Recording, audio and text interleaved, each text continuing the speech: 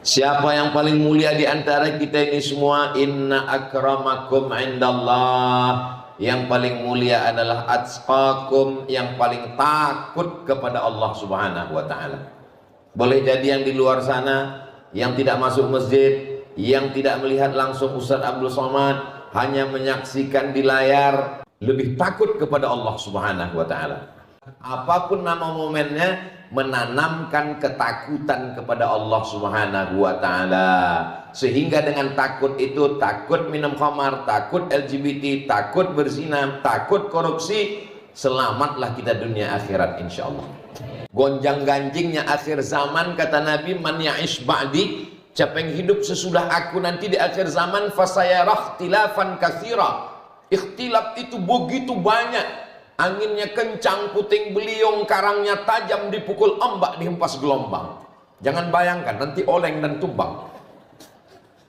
Tapi kalau kita berpegang kepada siapa? Al-Quran wa sunnati, dan sunnah Rasulullah sallallahu alaihi wasallam. Tapi Quran dan sunnah tak dapat menjelaskan dirinya.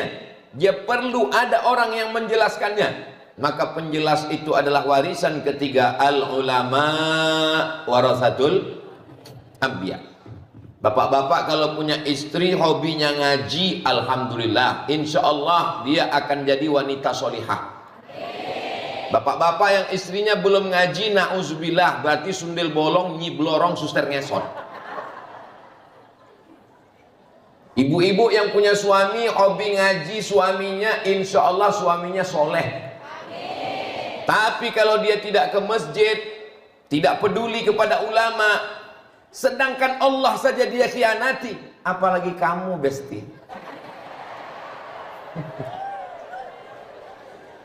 Ustaz jangan lupa ini di masjid, saya masih ingat.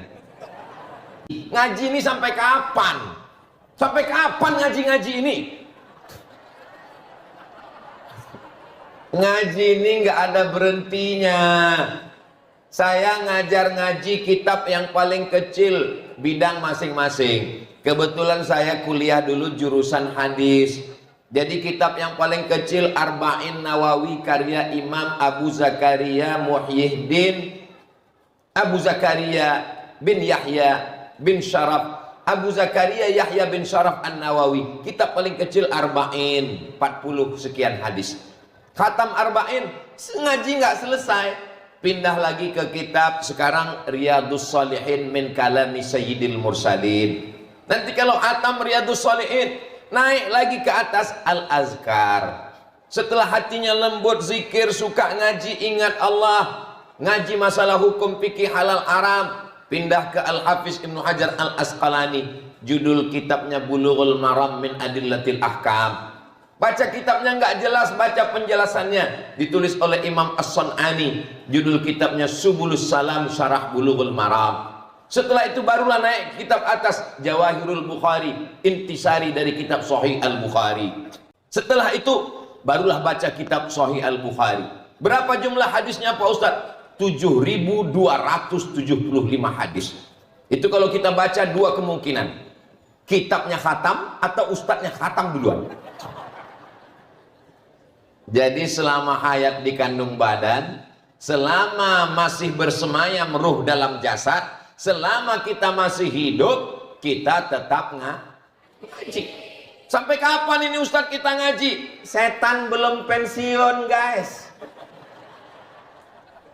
La'atiyannahum min baini aidihim, aku akan datang goda mereka dari depan, wa min khalfihim dari belakang, wa an aimanihim dari kanan, wa an syama'ilihim dari kiri. Setan itu kerjanya datang dari depan, gak mempan dari belakang, gak mempan dari kanan, gak mempan dari kiri. Goda suaminya, gak mempan suaminya istrinya, gak mempan istrinya anaknya, gak mempan anaknya cucunya, gak mempan tetangganya, gak mempan misannya. Setan itu begitu semangatnya. Jadi kalau mau niru semangat, tirulah semangat. Kok setan? Jadi kalau ada orang baru ngajak temannya pengajian, yuk ngaji yuk. Aduh, nantilah ngaji, udah agak-agak tua, malaikat maut udah agak dekat. Mumpung masih muda, jadi poya-poya dulu, hura-hura dulu. Nantilah pakai jilbab, kalau sudah putih semua. Ini orang kalah sama setan. Kata setan, yang serius ini aku apa kamu? Setan begitu seriusnya. Depan, belakang, kanan, kiri, suami, istri, anak, mantu. Itu namanya SOS, standar operasional setan. Mudah-mudahan kita semua bersemangat, diberikan Allah kekuatan zahir dan batin. Kalau ada orang tidak sholat, suami nggak sholat, istri nggak sholat, Ustadz Somad tolong ceramahnya tentang sholat. Kenapa gitu bu? Suami saya nggak sholat. Kok bisa ibu nikah sama dia? Saya dulu nggak sholat juga. Sekarang kok sholat? Saya sadar bahwa saya akan mati. Tapi dia belum sadar Pak Ustadz. Saya orangnya nggak pandai ceramah, nyindir-nyindir orang tuh nggak pandai. Ceramah saya nggak bisa di request, dipesan. Soalnya saya trauma. Dulu pernah di masjid, pengurusnya ngasih tahu, Ustadz Somad, tolong ceramahkan. Tentang apa Pak? Siapa yang udah nyumbang minta lagi masuk neraka? Duh, kok tentang itu? Soalnya ada jamaah kita nyumbang minta lagi. Saya ceramahkan. Al-aidu ila hibatihi kal kalbil ladzi ya'udu ila qaihi. Orang yang sudah nyumbang minta sumbangannya seperti anjing yang menjilat muntahnya, berapi-api. Selesai acara, pengurusnya datang. Mohon maaf Pak Ustadz, yang disindir nggak datang. Jadi saya nggak mau model begitu. Inna awwala ma yuhasabu bihil abdu yaumal qiyamah. Yang pertama kali nanti dihitung, dihisap pada hari kiamat. Nggak ditanya, kamu ninggal dulu golongan 4A, E, C, D. Nggak ditanya, waktu ninggal dulu kamu sampai jenderal bintang 4, bintang 7. Nggak ditanya, kamu dulu orang kaya, miskin, susah melarat, harta benda. Nanti pertanyaan itu. Pertanyaan yang pertama adalah sholat, bukan somat. Makanya anak kita yang pertama kali diperintahkan, muru auladakum bis shalah wa hum abna'u sab'a sinin. Suruh anak kamu salat ketika berumur 7 tahun. Masya Allah jamaah kita, anak-anak kecil di bawah. Ini ada anak, nampaknya umurnya, saya nggak bisa nebak, soalnya badannya sehat-sehat semua. Ada anak kecil, ada anak kecil. Saya kalau ngelihat anak kecil jalan sama ibunya, nggak tahan. Saya sedang melihat diri saya dengan ibu saya 40 tahun yang lalu. Saya selalu dibawa ngaji. Ada orang nikah saya ikut, orang meninggal saya ikut, orang khitan saya ikut. Apapun acara ikut. Ibu saya baca Maulid Barzanji. Ustadz kok ikut terus? Ada telur ayamnya. Ada ulama ibu saya bawa minta doakan Ustadz.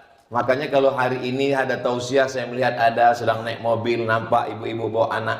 Saya sedang melihat kenapa dunia ini dengan berbagai macam ujiannya tetap bertahan.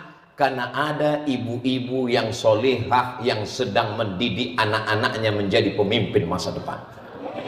Selama ibunya ngaji, selama ibunya mau bawa anaknya, selama ibunya peduli terhadap pendidikan anaknya, insya Allah Indonesia ini masih selamat 100 tahun, 1.000.000 tahun di masa akan datang insya Allah.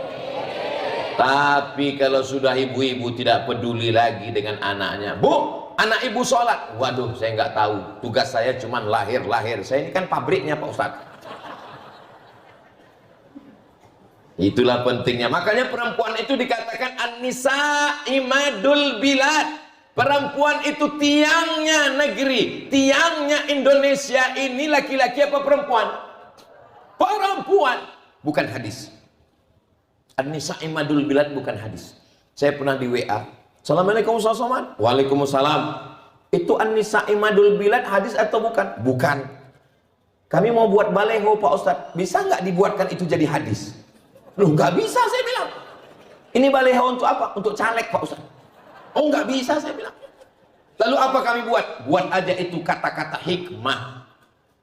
Perempuan ini tiangnya. Sehebat apapun atapnya, kubahnya, kalau tiangnya tidak kuat maka akan runtuh. Betul? Alhamdulillah di hadapan saya ini ada tiang yang kokoh, yang kuat. Ini nampaknya beton dan besi semua. Pertahanan. Kalau saya ceramah di hadapan saya ada 500 laki-laki. Itu yang serius mendengar cuma 100. Yang ingat sampai pulang tinggal 50. Yang mampu menceritakan ke istrinya tinggal 20. Yang didengar oleh istrinya tinggal 10. Yang mengamalkan tinggal 5. Tapi kalau saya tausiah kepada 100 perempuan, pulang dia ke rumah, dia ceritakan ke suaminya jadi 200. Dia ceritakan ke anaknya jadi 300. Dia ceritakan ke mantunya jadi 400. Dia ceritakan ke cucunya jadi 500. Dia ceritakan ke tetangganya. Maka sekarang yang paling dicari adalah bapak-bapak apa ibu-ibu. Kalau ada yang mau masarkan perumahan, yang dicari ibu-ibu.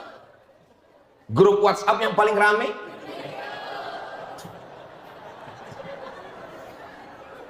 saya ketemu dengan bapak-bapak. Ustaz Abdul Somad, nanti sebelum tausiah mampir ke rumah kami. Siap. Begitu datang penampilan si bapak pakai jaket kulit, pakai celana jeans. Saya ini orangnya brengsek Pak Ustaz. Dalam hati saya, bapak nggak ngomong saya udah tahu. Saya nggak peduli sama sholat, saya nggak peduli sama akhirat. Dunia ini semua dalam kepala saya. Dalam hati saya, pasti kamu tobat karena dengar ceramah aku kan? Saya akhirnya ingat mati Pak Ustadz. Saya nggak sabar mau dengar apa akhir ceritanya.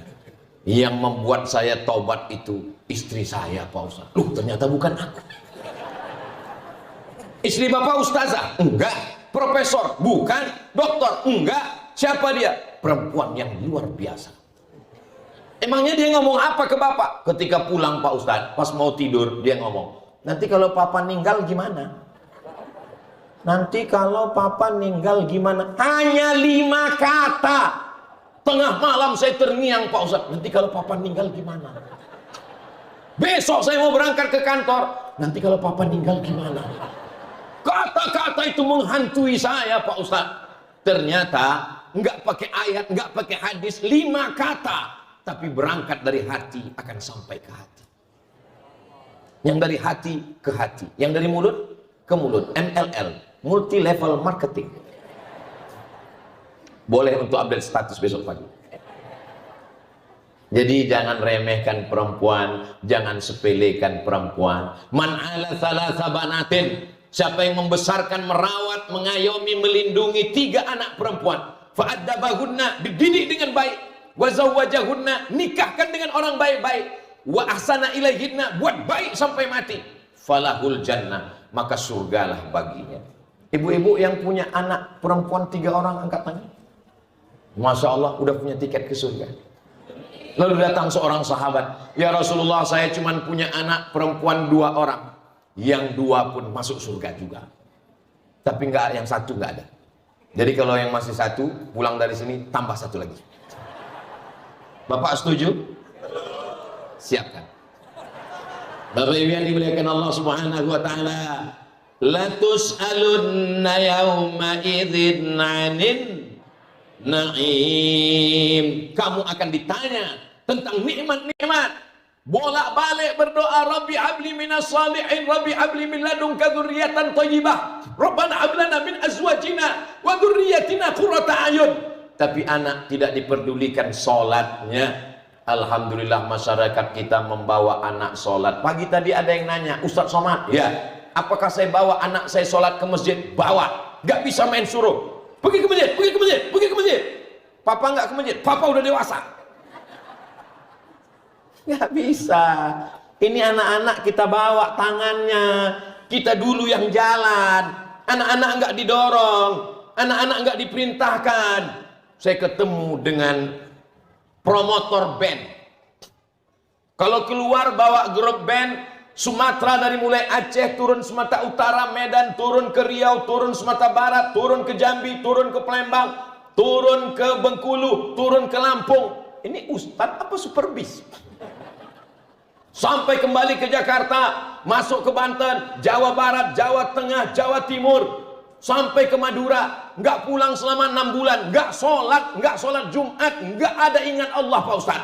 Lalu gimana ceritanya Bapak tobat? Pada saat petang hari, rona memerah, tempat matahari tenggelam, terdengar suara azan. Allahu Akbar, Allahu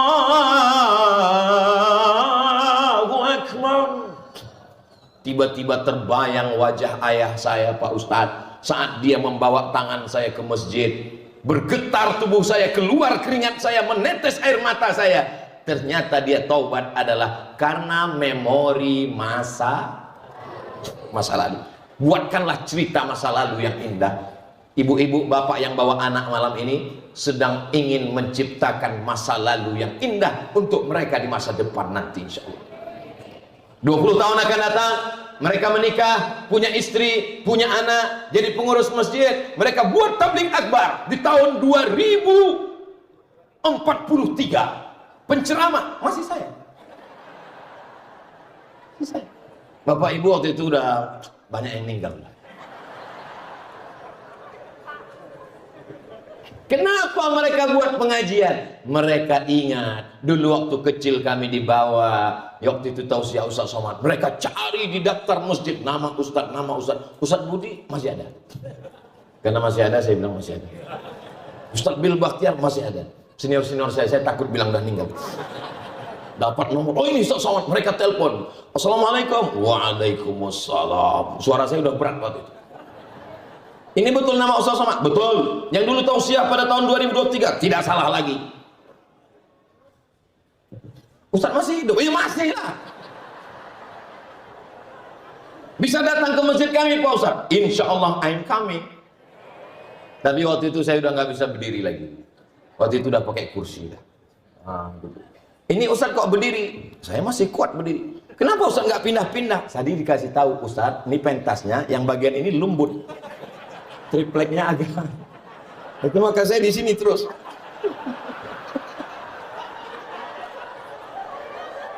Kalau ibu nggak percaya nanti selesai berdiri aja. Jadi semua yang menjadi pertanyaan itu, ku tahu yang kau mau. Daripada jadi fitnah, bagus saya jawab sekarang. Bapak Ibu yang dimuliakan Allah Subhanahu wa Ta'ala. Jadi hari ini kita sedang membuat kenangan masa lalu untuk masa depan anak kita. Nanti istrinya nanya, mas, ya dulu waktu kecil pernah dibawa papa ke masjid? Nggak pernah tuh, biasanya kami cuman malam tahun baru. Ini mata abang buta sebelah gara-gara mercon. Nauzubillah. Masya Allah, tabarakallah. Maka ketika dia dibawa ke masjid, dia pun tahu. Saya sampai hari ini kalau pulang kampung, kebetulan masjid di kampung itu pintunya 2, 1 kanan 1 kiri. Daun pintu itu 4, 2 kanan 2 kiri. Kalau pintu masjid itu ditutup, ada rongga ruang kosong di tengah. Pintu kanan, pintu kiri ditutup, ada bolongnya di tengah. Disitulah tempat saya bersembunyi mengintip khotib hari Jumat. Kalau saya masjid ke kampung saya, di atasnya ada kubah, di bawah kubah itu ada papan, disitulah sempat saya naik. Kalau saya pulang ke kampung saya, di situ ada beduk, beduknya besar dari kayu yang dipahat, disitulah sempat saya cepat-cepat sebelum jam 6 sore, saya langsung datang, saya tiduran di situ. Kalau kawan saya datang, aku udah duluan. Cerita masa kecil mereka ini akan indah pada masa mereka nanti di hadapan masa depan yang luar biasa. Nanti kalau dia jadi wali kota, dia akan jadi wali kota yang cinta masjid. Betul? Kalau dia jadi pejabat, APBD, APBN di ujung jarinya. Begitu dia lihat ada masjid, langsung dia tanda tangan. Kalau tanda tangannya ke atas, selesai 2 menara. Tanda tangannya ke bawah, 5 WC siap. Ini yang mau kita bentuk malam ini. Bukan sekedar tabligh akbar ceramah. Anak-anak muda tunas-tunas hijau ini yang mau kita nasihati. Adapun yang tua-tua ini nggak lama lagi. Ustaz tolonglah, kalau orang tua jangan disepelekan. Siapa yang menyepelekan orang tua? Saya nggak ada ngelihat orang tua di sini. Ini saya lihat muda semua. Ini adalah anak-anak muda yang terjebak di tubuh orang tua. Allahu Akbar. Itu takbirnya masih kuat. Kalau mau ngetes tua muda itu dari takbirnya. Yang kita khawatirkan muda 17 tahun, ayyanas salah, lemah, letih, letoy, loyo, lunglai, bawaan mau mati. Ini panti jompo yang terjebak di tubuh milenial. Bapak Ibu yang dimuliakan Allah Subhanahu wa taala. Sumpah Pemuda. Apakah isinya anak muda semua? Enggak. Ustaz Somad muda apa tua?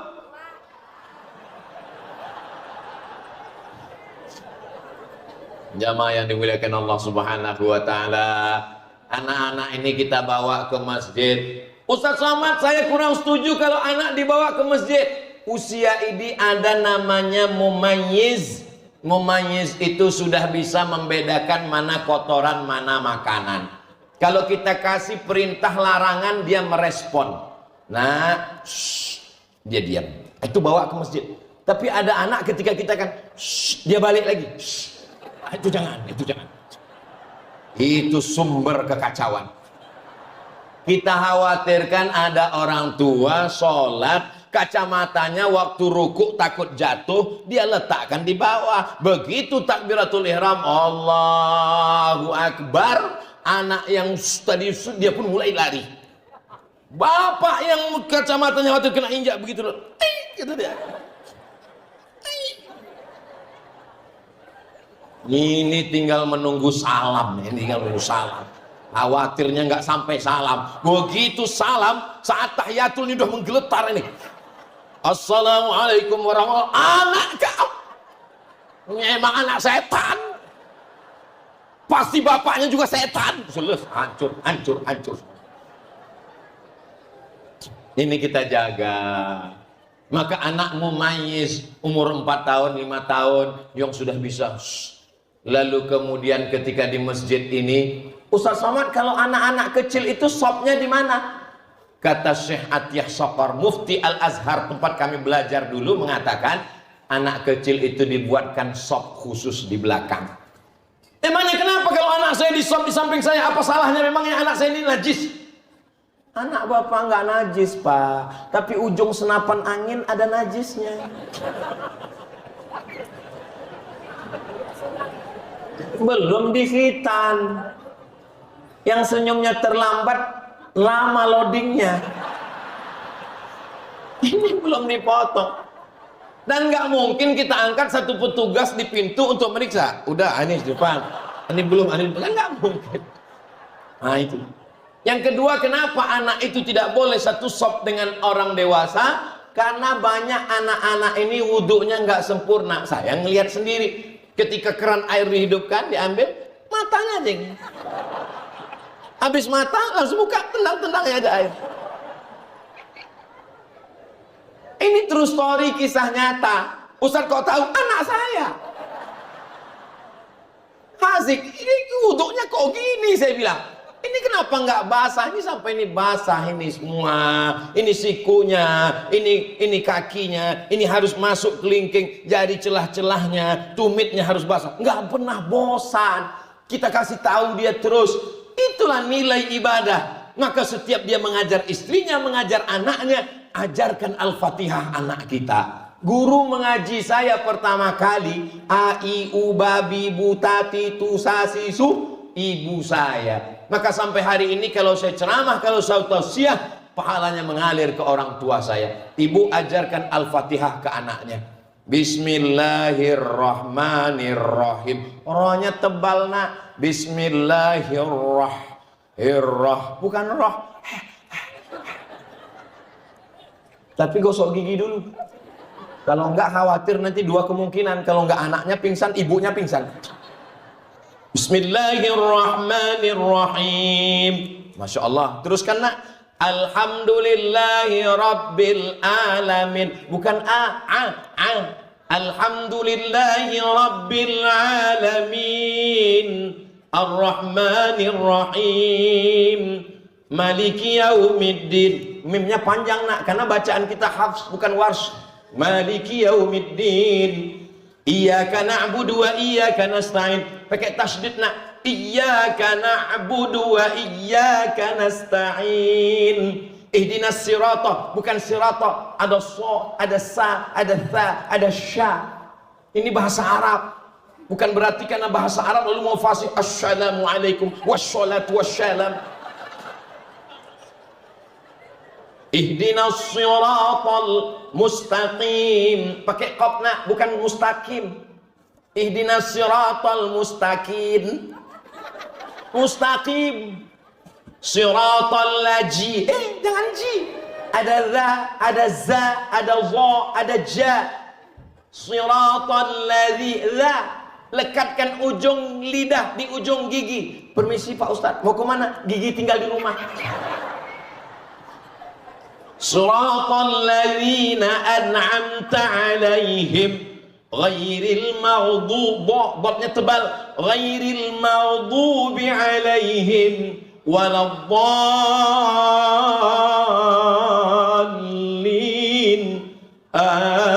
Amin.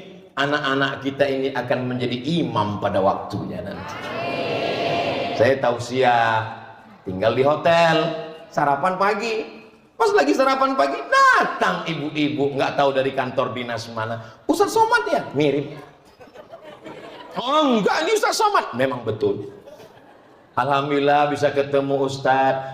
Aku tidak pernah mencarimu, Bu. Ibu pun nggak pernah mencari aku. Allah mempertemukan kita. Acara apa, Bu? Ini ada acara kantor Pak Ustadz. Ini pegawai dari kantor staf saya, Masya Allah. Belum nikah? Belum Pak Ustadz. Dia lagi mau cari imam Pak Ustadz. Oh, saya khotib.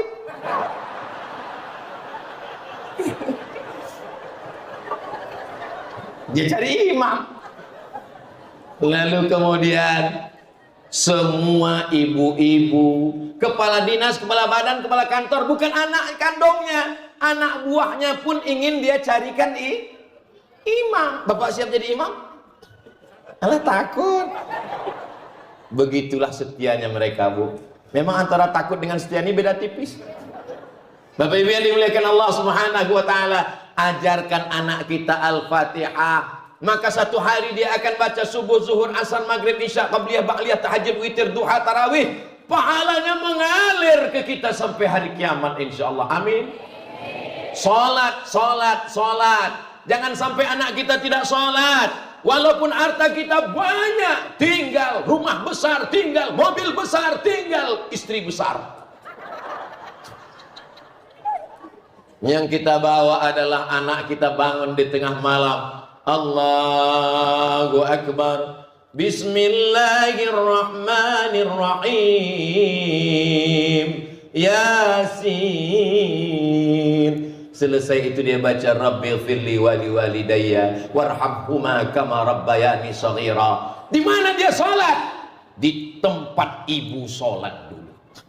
Saya tunjukkan ke istri saya, ini rumah ibu saya.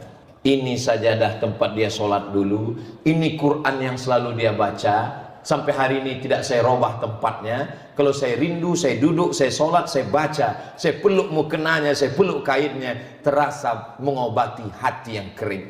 Saya kumpulkan jamaah sahabat, adik-adik, 4 tahun meninggalnya. Kami bacakan surah Yasin, mengirimkan. Dari mana dasar pengamalan Ustadz ini? Wa in khatimul Qur'ana, kata Imam Syafi'i yang diriwayatkan oleh Imam Nawawi. Kalau dikhatamkan satu khatam Quran 30 juz, dihadiahkan pahalanya kepada almarhum almarhumah kullahu, semuanya, karena hasanan, the best. Tapi kalau tidak sanggup, apa boleh buat? Bacalah hatinya Al-Quran. Yasin. Nggak sanggup Yasin, sibuk Pak Ustadz. Ummul Quran Al-Fatihah pun nggak sanggup, mati aja lah. Insya Allah anak-anak ini semua akan mendoakan kita Bapak Ibu. Bapak didoakannya, Ibu didoakannya. Tapi insya Allah dia pun akan ingat juga. Ada dulu Ustadz yang datang ke tempat kami. Ustadz Somad pun didoakannya juga insya Allah. Amin. Sebenarnya itu cara saya mau merayu anak-anak ini saja. Video malam ini akan direkam, dipotong, diupload. Subscribe, like, share, and comment. Jamaah yang dimuliakan Allah Subhanahu wa ta'ala, nanti kalau dia menikah, bapak punya anak dikandung, ibu yang ngandung. Disusukan 2 tahun, ibu yang menyusukan. Dibesarkan dengan tetes peluh keringat air mata. Berapa kali nggak jadi beli mobil baru, nggak jadi rehab rumah, nggak jadi beli perhiasan demi sekolah anak. Setelah dia berumur 20, 23, 25, menikah, diserahkan anak yang cantik, putih, bersih, dan seterusnya itu kepada seorang laki-laki yang amanah. Aku nikahkan engkau dengan anakku dengan mahar mengajarkan surat Ar-Rahman tunai. Itulah yang tak bisa saya lakukan. Kenapa? Anak saya laki-laki. Bapak yang tak punya anak perempuan mencari laki-laki yang amanah, yang tidak mengkhianati Allah dan Rasulnya. Maka saat itu dia nikahkan anaknya. Terdengar suara jam 10, jam 12 malam. Terbangun si ibu. Ada apa, Mak? Kok masjid cepat ya suara azan subuhnya? Itu bukan suara masjid, mantu kita di sebelah baca sholat tahajud. Masya Allah. Mari kita lihat. Dilihat pintu. Masya Allah. Dibuka. Rupanya TV belum mati.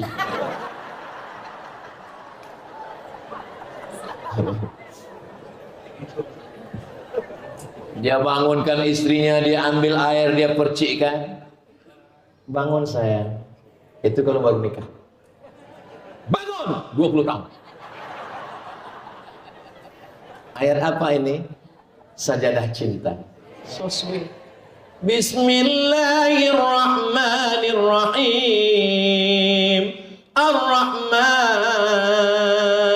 'allamal Qur'an. Masya Allah. Rontok semua cat-cat kamar itu. Itulah keindahan. Apa kata si ibu di rumah? Beruntungnya anak kita, Pak. Baru pertama menikah mereka sudah tahajud. Kita udah 30 tahun nggak pernah.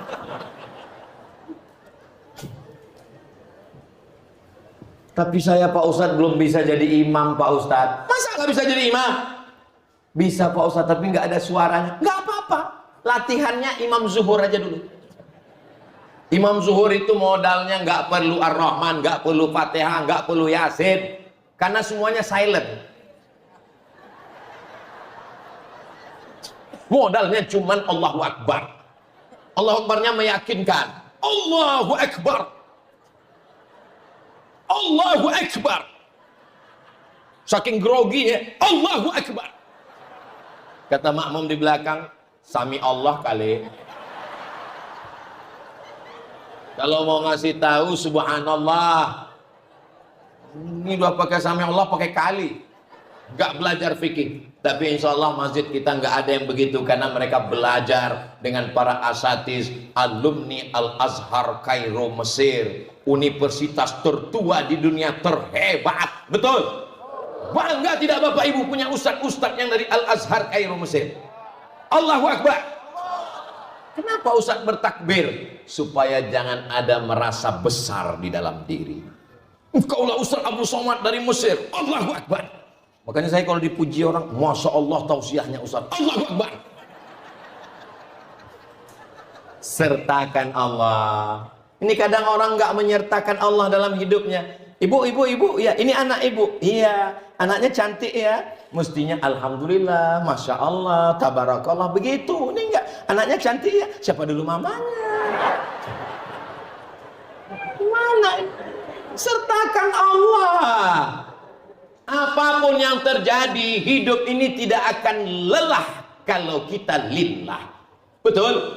Semuanya karena Allah. Itulah filosofi sholat. Angkat tangan. Dunia ini besar, masalahnya besar. Ada yang maha besar tempatku meminta. Allahu Akbar.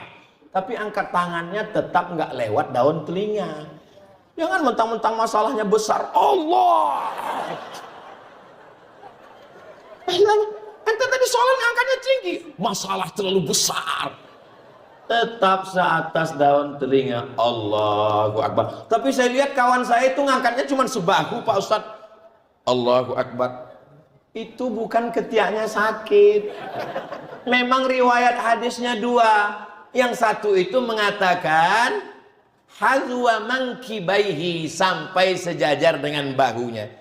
Allahu Akbar. Riwayat yang kedua mengatakan uzunaihi, daun telinganya. Allahu Akbar. Saya pakai mazhab Syafi'i. Mazhab Syafi'i pakai yang mana? Sampai sedaun telinga. Apa hikmahnya? Kalau pakai yang sebahu, nggak dapat telinga. Tapi kalau pakai yang telinga, dapat. Tapi saya nggak nyalahkan yang sedaun telinga. Nggak nyalahkan yang sebahu. Dan jangan gara-gara ini nanti sholatnya, biasa selama ini sholat ngadap kiblat. Setelah ngaji malam ini, sholat ngeliat teman. Mana? Ngaji itu bukan untuk mengukur orang. Ngaji itu untuk kita. Ibu selama ini ngangkatnya malah nggak ingat Pak Ustaz. Loh kok nggak ingat? Perempuan lebih bagus sebahu. Kenapa? Karena antara bahu dengan telinga, perempuan lebih tertutup lebih baik. Antara telinga dengan bahu, mana yang lebih tertutup? Bahu. Maka dia ngangkat sebahu. Jangan nih, apalagi atas. Kipasnya dekat.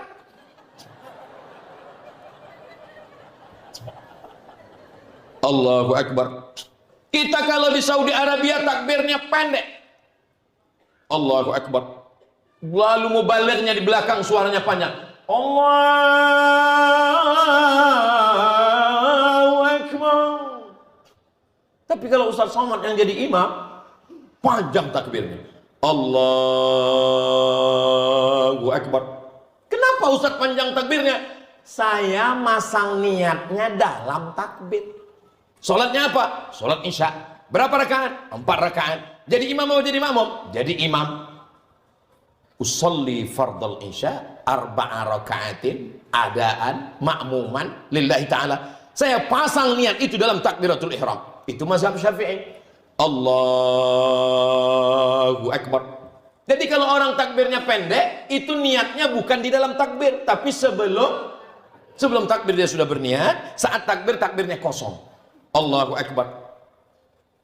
Yang berniat sebelum takbir sah. Mazhab apa? Hanafi, Maliki, Hambali. Yang berniat di dalam takbir sah. Mazhab apa? Mazhab Syafi'i. Yang tidak ada mazhabnya, berniatnya setelah takbir. Masuk masjid, habis buka handphone, nonton TV, telepon, update status, Allahu Akbar. Surat apa ya? Zuhur aja lah. Gak sah.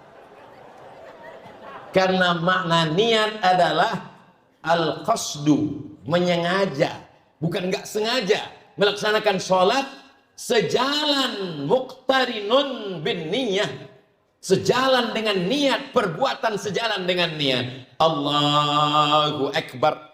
Saya kebetulan baca iftitahnya. Allahu Akbar kabira walhamdulillahi katsira wa subhanallahi bukratan wa asila wajjahtu wajhiya lilladzi fataras samawati.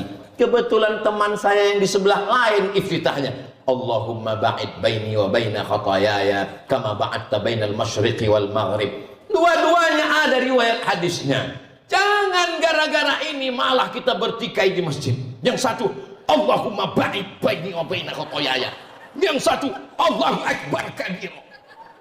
Yang di tengah, preman baru tobat. Baru pagi tadi dia tobat.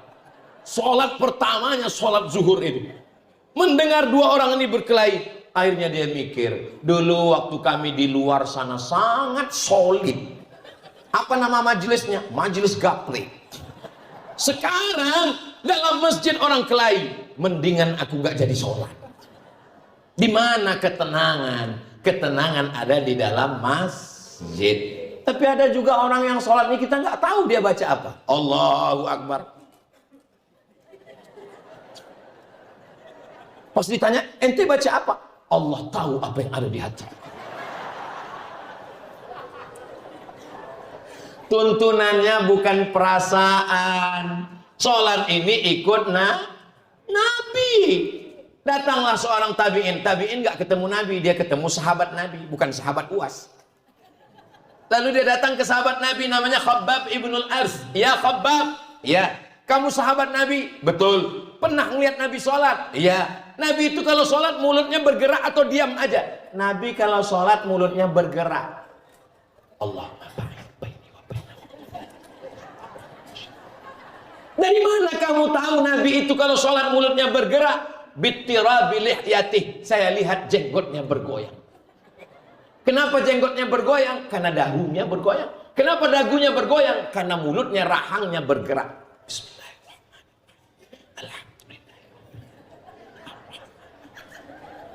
Diagak-agak kira-kira didengar telinga sendiri.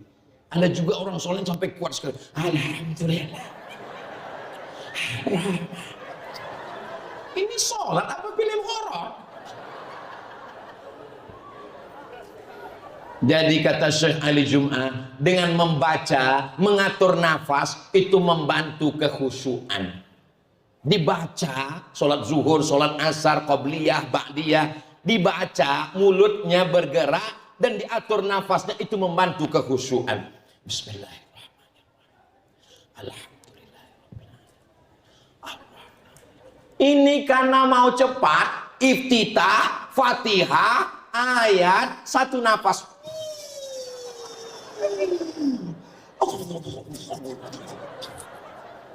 Di catatan malaikat sholat. Daftar bacaan kumur. Macam dapat bakwan panas. Apa itu? Ghairil maghdubi alaihim waladdallin, amin. Ayatnya Bismillahirrahmanirrahim. Qul huwallahu ahad, Allahu samad. Selesai qul huwallah, imam enggak sujud juga. Imam enggak ruku juga. Qul a'udzu falaq min syarri ma khalaq. Enggak ruku juga. Qul a'udzu birabbin nas, malikin nas. Enggak ruku juga. Ulang lagi qul huwallah lagi. Jangan sampai diam. Allahu akbar. Jangan sampai terlalu menunduk seperti kuda dapat rumput. Jangan terlalu mendongak seperti kuda jantan melihat kuda betina. Maka kira-kira diletakkan bejana di atas tidak tumpah, rata.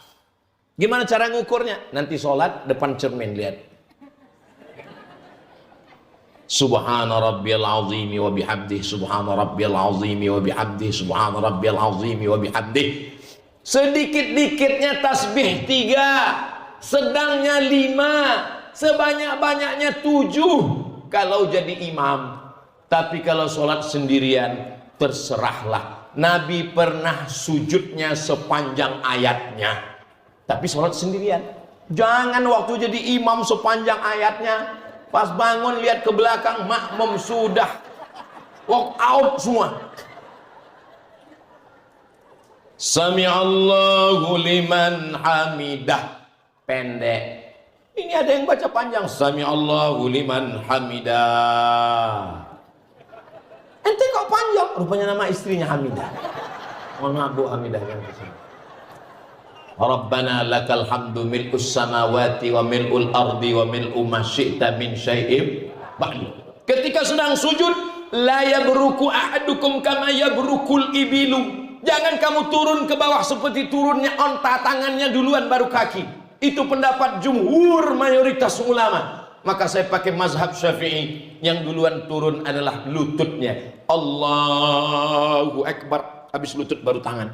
Tapi guru kami ngajarkan tangan dulu Pak Ustadz. Berarti dia pakai pendapat yang kedua, minoritas. Tangan dulu baru lutut.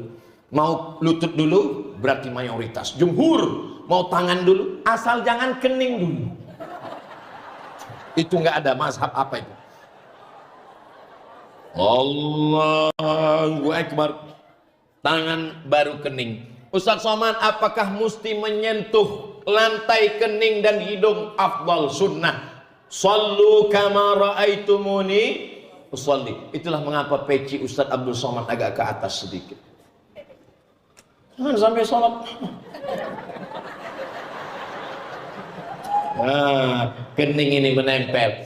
Rukun sujud ada 7 yang menempel. Ujung kaki, 2 lutut, ujung tangan, 2 ujung kaki, 2 lutut, 2 ujung tangan, 1 kening. Mentang-mentang orang kaya, pejabat, konglomerat, orang hebat, viral, tokoh masyarakat, gak mau menempelkan kening ke lantai.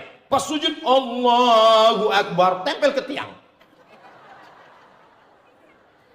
Enggak sah, kecuali sakit, duduk di kursi. Mohon maaf Bapak Ibu, kita pun akan sampai pada usia itu.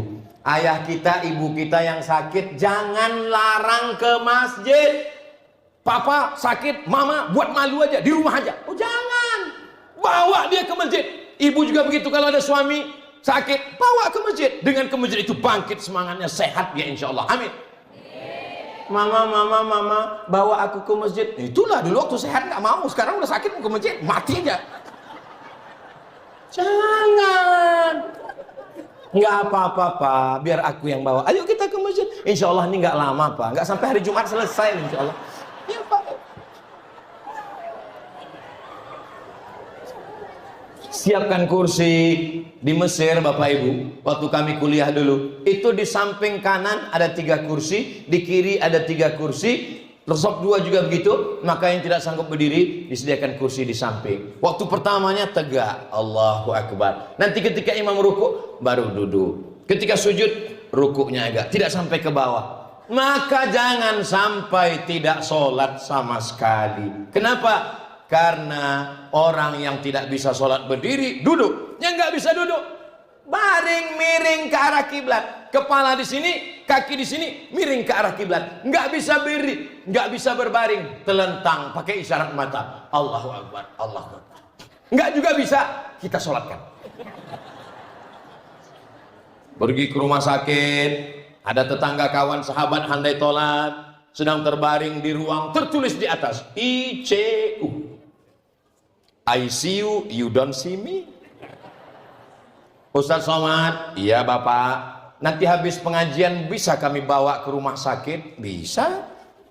Baiklah Pak Ustaz. Oke. Naik sampai ke atas rumah sakit, disambut, diberikan Ustaz Abdul Somad jubah berwarna biru langit. Dipasangkan, ternyata kancingnya di belakang. Setelah dipasang, masuk ke dalam ruangan kaca, dipersilakan semua. Silakan Ustaz Somad, silakan maju. Saya pun maju. Bapak-bapak nggak masuk, enggak Ustaz aja. Rupanya di dalam penyakit menular semua. Mereka mau suruh saya mati duluan. Sampai di dalam sepi, sunyi, tidak ada suara. Yang ada cuma suara tit tit tit tit tit tit.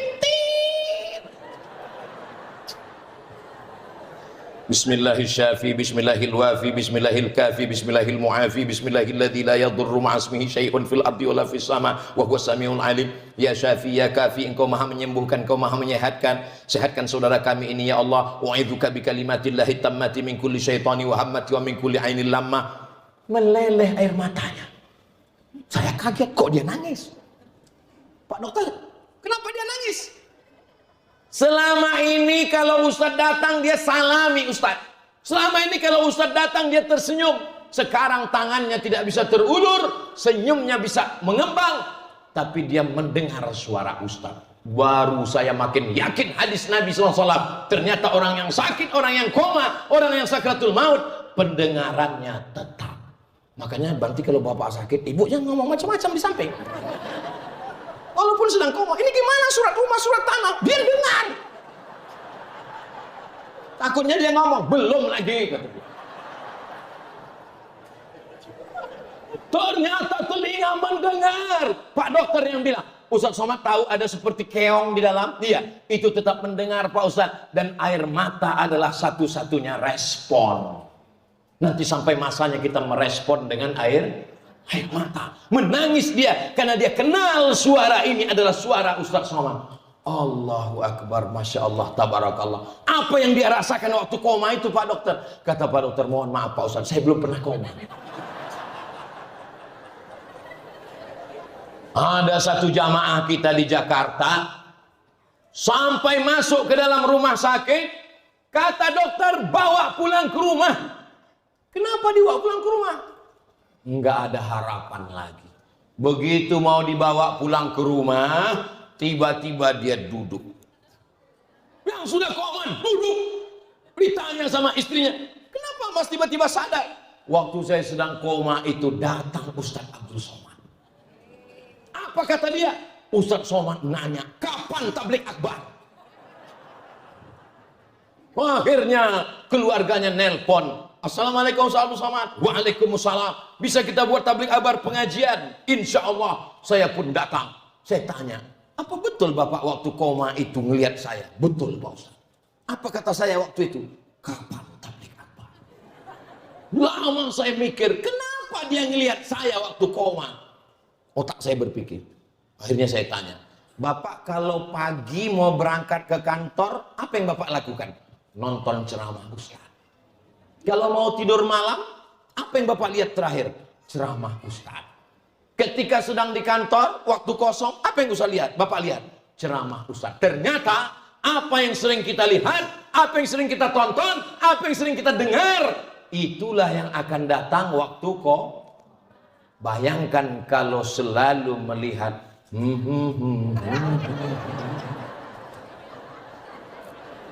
bayangkan yang suka R&B, K-pop, semua akan datang ketika sedang kok.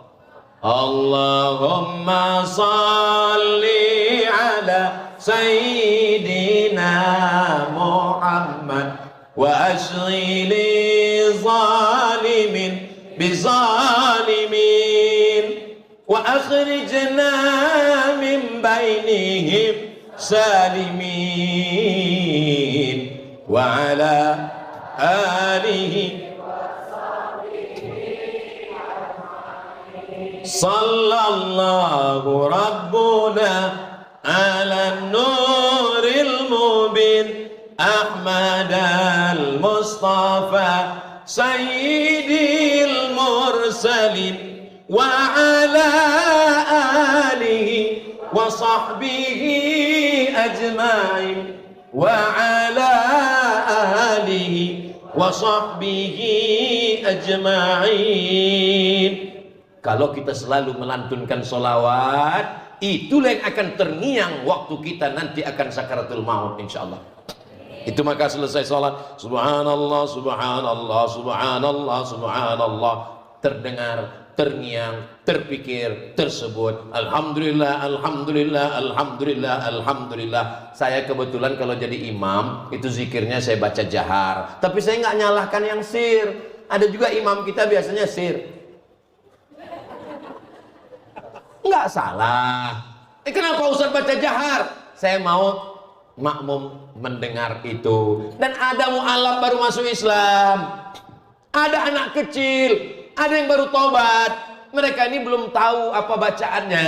Khawatirnya anak kecil ini nanti pulang ke rumah ditanya sama emaknya, siapa tadi imamnya? Ustaz Somad. Bacaan zikirnya apa?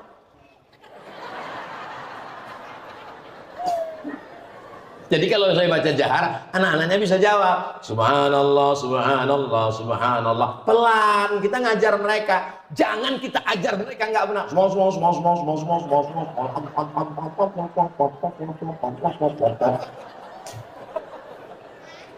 Ajarkan mereka doa kepada Allah.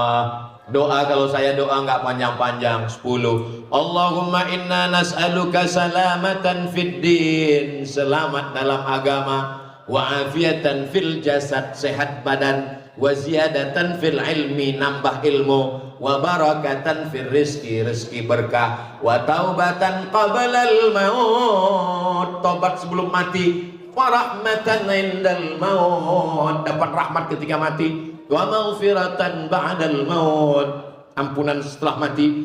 Allahumma hawwin alaina fi sakaratil maut, ringankan waktu sakaratul maut. Wan najata minan nar, selamat dari api neraka. Wal afwa indal hisab. Tutup dengan doa orang tua. Rabbana fir lana dzunubana wa liwalidayna warhamhuma kama rabbayana shaghira. Tutup dengan doa dunia akhirat. Rabbana atina fid dunya hasanah wa fil akhirati hasanah wa qina adzabannar. Tutup dengan selawat. Wa sallallahu ala sayyidina Muhammad wa ala alihi wa sahbihi wasallam walhamdulillahi rabbil alamin. Bertawassul dengan Al-Fatihah. Selesai. Ini banyak sekarang orang nggak mau baca doa. Assalamualaikum warahmatullahi, assalamualaikum warahmatullahi. Ente nggak baca doa.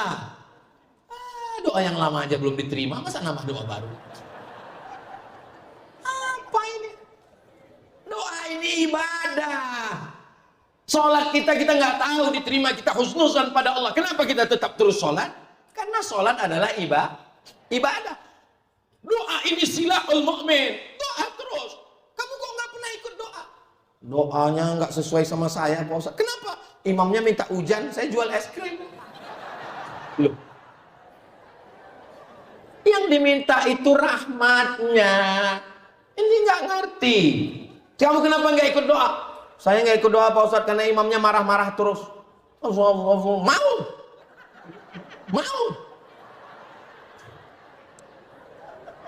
Bapak Ibu yang dimuliakan Allah Subhanahu wa taala. Tuhannya satu. Qul huwallahu ahad. Nabinya satu. Wa asyhadu anna Muhammadan Rasulullah. Kiblatnya satu. Fawalli wajhaka syatral. Masya Allah, Masjid Al-Kautsar. Nikmat terbesar. Inna a'tainakal. Luar biasa masjid ini. Saya sarankan kalau sholat di masjid ini matanya tolong fokus ngelihat tempat sujud. Soalnya kalau di sini matanya ke atas ngelihat, wah lampunya mahal. Apalagi kalau sampai ngelihat running text. Oh, Profesor Abu LCT, kok ada kampung? Masjid tema mewujudkan imsak 433 sekarang. Maghrib imsak 19. Kira-kira berapa lampu kayak gini ya? Ada in fokusnya aja gitu. Itulah mengapa kita sholat disuruh melihat tempat sujud. Ustaz, kalau sholat itu mata dibuka apa ditutup sih Pak Ustaz? Hebatnya jamaah Al-Kautsar. Ustaz yang nanya, jamaah yang jawab. Suatu ketika Nabi sedang sholat jadi imam. Lantai masjid waktu itu belum disemen, belum ada karpet, masih pasir. Nabi sholat pakai sendal. Tengah perjalanan saat sholat Nabi melepas sendalnya. Semua makmum yang ada di belakang melepas sendalnya. Selesai sholat, Assalamualaikum warahmatullah. Nabi ngeliat sendal berserak. Kata Nabi, kenapa sendal dicopot semua? Karena kami melihat engkau melepas sendalmu, kami tanpa tanya sami'na wa ata'na, kami lepas sendal. Begitu sahabat. Kata Nabi, aku tadi ngelepas sendal karena malaikat Jibril datang ngasih tahu di sendal ada najis. Kamu kenapa lepas, kan nggak ada najisnya? Pertanyaannya, sahabat yang di belakang bisa tahu Nabi ngelepas sendal, matanya terbuka apa tutup? Buka, kalau tutup mana tahu? Kebetulan Nabi sedang sakit. Yang jadi imam Sayyidina Abu Bakar Siddiq radhiyallahu anhu. Abu Bakar jadi imam, makmumnya sahabat. Tiba-tiba di tengah perjalanan saat sholat Nabi datang. Kan nggak mungkin ngasih tahu Abu Bakar, Nabi datang. Nggak mungkin. Maka sahabat di belakang menepuk tangan ngasih tahu. Mau ngasih tahu Sayyidina Abu Bakar. Lalu kemudian pertanyaannya, dari mana sahabat tahu Nabi datang? Karena matanya terbuka. Kalau matanya tutup mana tahu tiba-tiba Nabi datang. Ada Nabi. Uqtulul aswadaini fi shalah. Bunuhlah dua yang hitam ketika kamu sedang sholat. Allahu Akbar. Nampak dua yang hitam. Yang pertama al-aqrab, kalajengking. Yang kedua as-su'ban, ular. Kita tahu ada ular dan kalajengking datang, itu mata kita terbuka apa tertutup? Terbuka. Coba kalau tutup. Tiba-tiba buka, anaconda udah siap. Tapi ada saat-saat tertentu mata kita mesti ditutup karena khawatir menimbulkan fitnah. Datang anak muda sholat di depan, bajunya tertulis. Emang masalah buat lo? Itu kalau kita lihat. Apalagi nanti mendekat mulai tahun-tahun ini, langsung coblos nomor. Itulah maka dianjurkan ke masjid bajunya tidak ada bertulisan. Lihatlah baju ibu polos-polos semua. Tapi yang bajunya bertulisan nggak apa-apa. Jangan sampai tersinggung lalu pulang. Kamu kenapa pulang tersinggung? Enggak, ceramahnya kan udah hampir habis 60 menit. Siap jaga persatuan. Persatuan kita jaga di masjid. Ketenangan ada di masjid. Orang mau mencari ketenangan, di kantor sibuk dengan hiruk pikuk percekcokan atasan bawahan. Di jalan kena tilang. Di rumah tekanan. Di mana orang mendapatkan ketenangan? Di masjid. Alhamdulillah ustadz-ustadz kita akidahnya, Imam Abul Hasan Al-Asy'ari Ahlus Sunnah wal Jamaah, fikihnya bermazhab Syafi'i, tasawufnya Sunni, Imam Junaid Al-Baghdadi dan Imam Abu Hamid Al-Ghazali. Beliau mereka adalah senior-senior, kakak-kakak kelas saya, orang-orang yang berilmu luar biasa. Saat ini perasaan saya tausiah ini seperti darcil yang sedang dinilai oleh senior. Kakak-kakak senior-senior sedang melihat, oh pandai juga adikku ini ceramah. Bapak Ibu yang dimuliakan Allah Subhanahu wa taala, ikuti sholat berjamaah. Bapak kalau nggak sholat ke masjid, nggak mau datang, nggak apa-apa Pak. Toh nanti pada akhirnya Bapak akan kesini juga. Apa? Sholat jenazah. Imam kita baik, imam kita nggak dendam, imam kita nggak pemarah. Jenazah diletakkan di luar, selesai sholat baru dipanggil. Tolong masukkan jenazahnya. Dan selama ini yang nggak mau di belakang imam, sombong, angkuh, dia merasa paling kaya, paling hebat, paling tinggi jabatannya, nggak mau di belakang imam, nanti akan diletakkan di depan imam. Allahu Akbar, Al-Fatihah. Allahu Akbar, solawat. Allahu Akbar, doa. Allahu Akbar, doa lagi. Makmum heran, Pak Imam kok cepat sekali? Dapat diskon. Siapa yang sanggup ke kubur sendirian? Kita akan dimandikan, kita akan dikafankan, kita akan disolatkan, kita akan dikuburkan. Selama ini kita mandi sendiri, berpakaian sendiri. Apakah ada jaminan besok pagi kita akan mandi atau dimandikan? Kita akan pakai baju atau dikafankan? Kita akan tidur atau ditidurkan? Semuanya kuasa Allah. Jadikan malam ini seakan-akan malam terakhir. Kita akan bangun, kita akan berikan rasa kasih sayang ke istri, istri ke suami, ke anak-anak. Jadikan malam ini, kalau sholat seakan-akan sholat terakhir, kalau Ramadan seakan-akan Ramadan terakhir. Kalau kita hidup besok pagi, itu adalah tambahan amal soleh, insya Allah. Amin. Insya Allah semua yang saya sampaikan ini menjadi amal jariah, insya Allah. Bapak ibu semua istiqomah dalam sholat berjamaah, anak-anaknya menjadi para penghafal Quran, keluarganya sakinah mawaddah warahmah. Bismillahirrahmanirrahim. Alhamdulillahirabbil alamin arrahmanir rahim maliki yaumiddin iyyaka na'budu wa iyyaka nasta'in ihdinas siratal mustaqim siratal ladzina an'amta 'alaihim ghairil maghdubi 'alaihim waladdallin. Amin. Allahumma salli ala Sayyidina Muhammad wa ala ali Sayyidina Muhammad. La tada' lana fi maqamina hadha wa fi sa'atina hadhihi dhanban illa ghafarta. Pulang kami dari majlis Isra Mi'raj menyambut Ramadan ini dalam keadaan bersih dari dosa-dosa. Wala dainan illa qadaita. Tolong kami lepas dari hutang piutang riba. Wala maridan illa syafaita. Ada di antara kami yang sakit, angkat penyakitnya. Wala mayitan illa rahimta. Yang sudah meninggal dunia, lapangkan kuburnya, selamatkan dari azab ya Allah.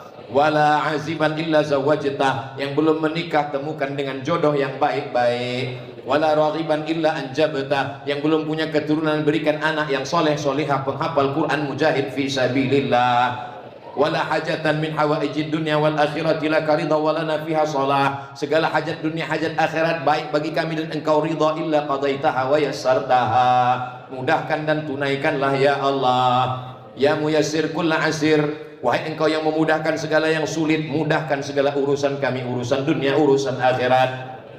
Allahumma faqihna fid din. Dalamkan ilmu agama kami supaya kami menjadi baik di hadapan-Mu ya Allah. Rabbana hablana minas salihin. Jadikan anak kami anak-anak yang saleh dan salihah. Allahumma dafa'an al-ghala wal waba wal fahsya wal riba wal zina wal munkar. Jaga negeri kami, anak keturunan kami dari malapetaka, bencana, riba, zina, narkoba, perbuatan keji dan munkar. Allahumma ja'alna min mu'ammiri masajidik. Jadikan kami orang yang memakmurkan masjid-Mu dengan salat berjamaah. Ya muqallibal qulub, engkau yang membolak-balikkan hati. Sabbit qulubana, kokohkan hati kami ala dinik, dalam agamamu, ala ta'atik, dalam ketaatan kepadamu. Ya arhamar rahimin irhamna, engkau yang maha kasih dan sayang, curahkan kasih sayangmu ke dalam hati kami ya Allah. Allahumma hdi qaumana fa innahum la ya'lamun. Sahabat, tetangga, kawan kami yang belum sholat, belum dapat hidayah, bukakan pintu hidayah ya Allah. Allahumma taqabbal minna salatana wa siyamana wa qiyamana wa ruku'ana wa sujudana. Terimalah salat kami, ruku kami, sujud kami, ibadah kami. Sempurnakan segala kekurangan kami ya Allah. Allahumma ballighna Ramadan. Berikan kami kemuliaan di bulan Sya'ban. Sampaikan umur kami ke bulan Ramadan. Allahumma akhtim lana bi husnil khatimah wa la takhtim alaina bi su'il khatimah. Saat kematian datang, malaikat maut mencabut nyawa kami. Kami ingin anak kami yang membisikkan ke telinga kami kalimah thayyibah yang terakhir keluar dari mulut kami, la ilaha illallah Muhammadur Rasulullah sallallahu alaihi wasallam. Kalimatu haqqin 'alaiha nahya, dengan itu kami hidup, wa 'alaiha namutu, dengan itu kami mati, wa biha nub'atsu, dengan itu kami akan dibangkitkan di padang mahsyar ma'an nabi Muhammadin sallallahu alaihi wasallam, bersama Nabi Muhammad sallallahu alaihi wasallam. Rabbana atina fid dunya hasanah wa fil akhirati hasanah wa qina adzabannar. Sallallahu ala sayyidina Muhammad wa ala alihi wa sahbihi wasallam, walhamdulillahi rabbil alamin. Taqabbalallahu minkum minna wa minkum, taqabbal ya karim.